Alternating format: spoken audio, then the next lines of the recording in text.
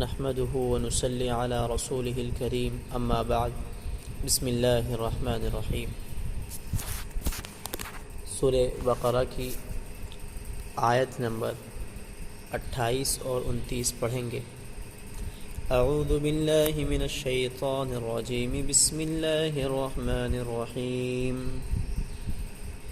کیف تکفرون باللہ وکنتم امواتا فاحیاکم ثم یمیتکم ثم یحییکم ثم الیہ ترجعون۔ ترجمہ: تم اللہ کے ساتھ کفر کا طرز عمل آخر کیسے اختیار کر لیتے ہو، حالانکہ تم بے جان تھے، اس نے تمہیں زندگی بخشی، پھر وہی تمہیں موت دے گا، پھر وہی تم کو دوبارہ زندہ کرے گا، اور پھر تم اسی کے پاس لوٹ کر جاؤ گے۔ وَالَّذِي خَلَقَ لَكُم مَّا فِي الْأَرْضِ جَمِيعًا ثُمَّ اسْتَوَىٰ إِلَى السَّمَاءِ فَسَوَّاهُنَّ سَبْعَ سَمَاوَاتٍ وَهُوَ بِكُلِّ شَيْءٍ عَلِيمٌ۔ وہی ہے جس نے زمین میں جو کچھ ہے تمہارے لیے پیدا کیا،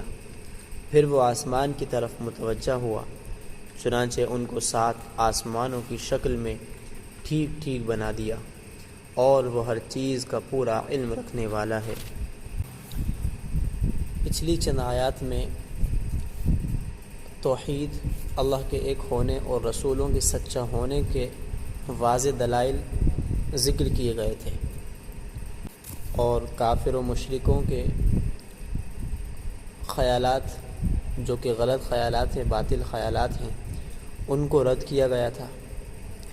اور ان 2 آیتوں میں جو ابھی پڑھی گئی ہیں، ان میں اللہ تعالیٰ کے احسانات و انعامات ذکر کیے گئے ہیں، اور ایک تعجب کا اظہار کیا گیا ہے ان آیات میں کہ اتنے احسانات ہونے کے باوجود بھی یہ کیسے ظالم لوگ ہیں کہ اللہ تعالیٰ کا انکار کر رہے ہیں اور کفر کر رہے ہیں۔ اور ایک طرح سے ان لوگوں کو تنبیہ کی جا رہی ہے، متوجہ کیا جا رہا ہے کہ دلائل کے موجود ہونے کے باوجود اگر ان میں غور کرنے کی زحمت و تکلیف تم نہیں اٹھا سکتے، تو کم سے کم کسی احسان کرنے والے کے احسان کو تو مان لو، اور اسی کے بدلے میں اس کی اطاعت اور اس کی جو ہے فرما برداری کر لو کہ اللہ تعالیٰ نے تم پر اتنے سارے احسانات کیے ہیں، تو انہی احسانات کے بدلے میں تم اس کی اطاعت کو اختیار کر لو، چونکہ یہ تو ایک فطری تقاضا ہے کہ کوئی احسان کرتا ہے تو پھر آدمی اس کا جو ہے آدمی کو اس سے محبت سی ہو جاتی ہے، اور وہ چاہتا ہے کہ کسی طرح سے اس کے احسان کا میں بدلہ پورا کر دوں۔ تو اسی طرح ان لوگوں کو بھی تنبیہ کی جا رہی ہے۔ اور ان 2 آیتوں میں اللہ کی جو نعمتیں ہیں وہ اسی طرح ہیں جس طرح پہلے کی ایک آیت میں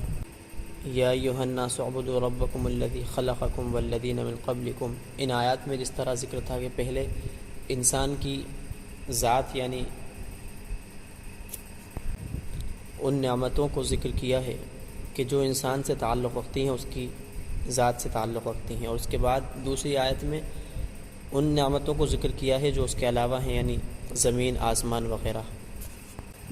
تو ارشاد ہے کیف تکفرون باللہ، کہ کیسے اللہ کا انکار کرتے ہو۔ تو ان لوگوں کا اصل میں تو یہ ایسا نہیں تھا کہ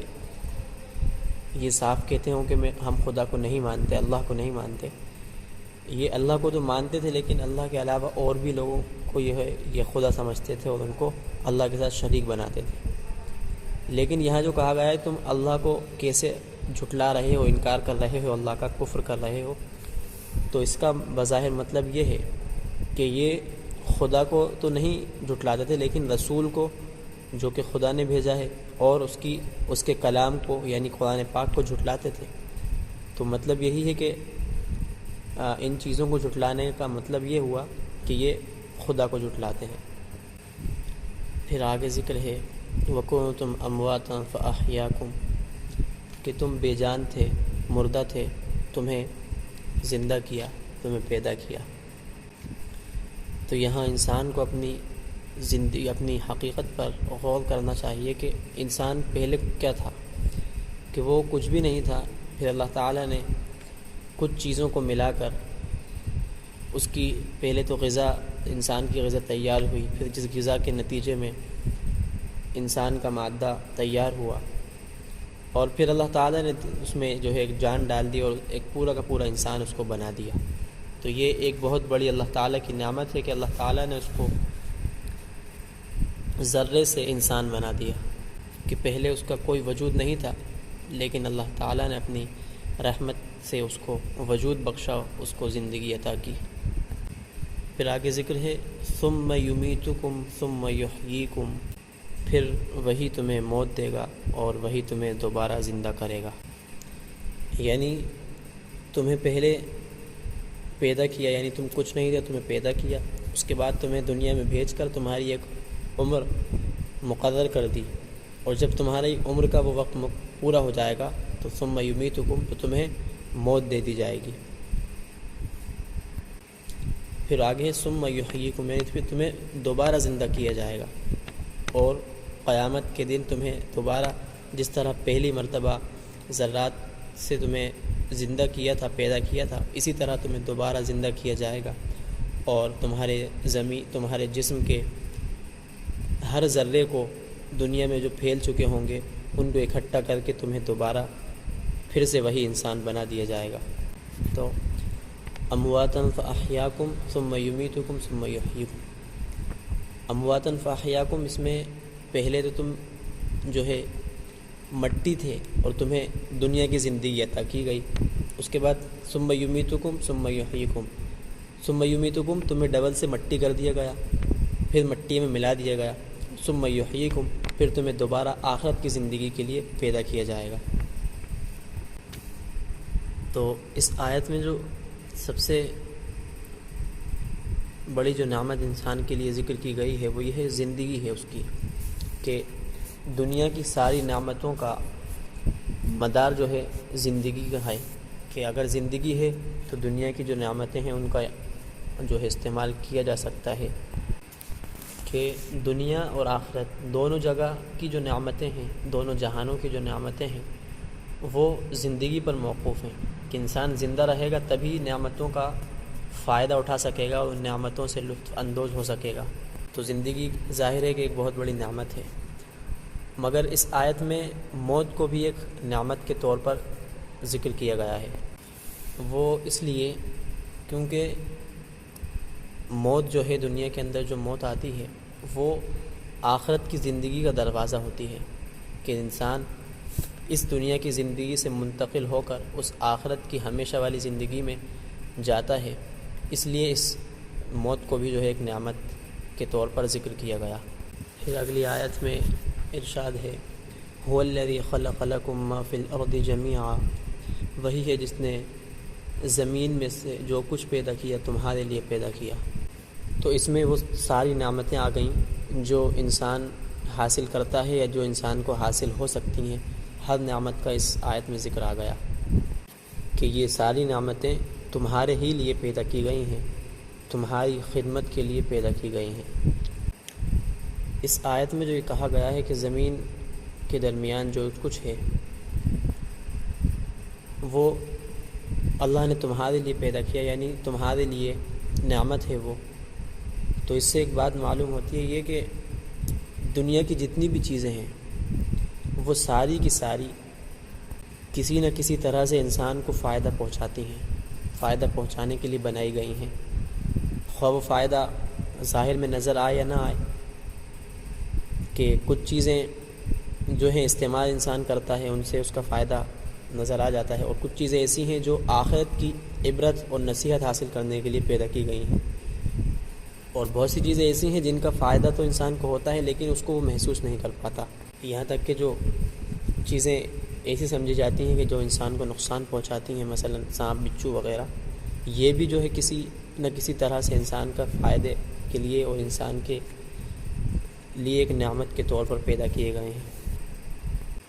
اس آیت کے متعلق حضرت عارف باللہ ابن عطا رحمۃ اللہ علیہ فرماتے ہیں کہ کائنات کی اور دنیا کی ساری چیزیں تمہارے لیے ہیں، یعنی انسان سے کہہ رہے ہیں کہ تمہارے لیے ہیں، اور تم اللہ کے لیے ہو۔ اس لیے عقل مند کا کام یہ ہے کہ جو چیز اس کے لیے پیدا ہوئی ہے وہ تو اس کو ملے گی ہی، اس کی فکر میں لگ کر اس ذات سے غافل نہ ہو جس کے لیے تمہیں پیدا کیا گیا ہے۔ یعنی دنیا کی چیزیں تو اپنے لیے پیدا ہی کی گئی ہیں تو وہ تو اپن کو مل ہی جائیں گی، تو اس لیے ان کو حاصل کرنے میں اتنا مگن نہیں ہو جانا چاہیے کہ جس نے تمہیں پیدا کیا ہے اور یہ ساری چیزیں تمہارے لیے پیدا کی ہیں تم اسی ذات کو بھول جاؤ، بلکہ اس ذات کا ہر وقت خیال رہنا چاہیے اور اس کے احکام کا اور اس کی رضا کا اور اس کی خوشنودی کا ہر وقت خیال ہونا چاہیے، اور اس کے ساتھ دنیا بھی حاصل کی جائے حلال طریقے سے، جائز طریقے سے، اس میں کوئی حرج نہیں ہے، لیکن دنیا میں لگ کر اللہ کو بھول جانا یہ بہت ہی بڑی محرومی اور بہت ہی جو ہے بڑا خسارہ ہے۔ تو یہ آیت نمبر 28 اور 29 کی مختصر ترجمہ تشریح ہو گئی۔ یہ ہمارے سورہ بقرہ کے 3 رکوع مکمل ہو گئے۔ اب اس کے بعد والے جو رکوع ہے اس کے اندر حضرت آدم علیہ السلام کا قصہ ذکر کیا گیا ہے، اس کو انشاءاللہ ہم اگلے سبق میں پڑھیں گے۔ اللہ تعالی ہم سب کو قرآن کے مطابق اپنی زندگی گزارنے کی توفیق عطا فرمائے۔ وآخر دعوانا ان الحمد للہ رب العالمین۔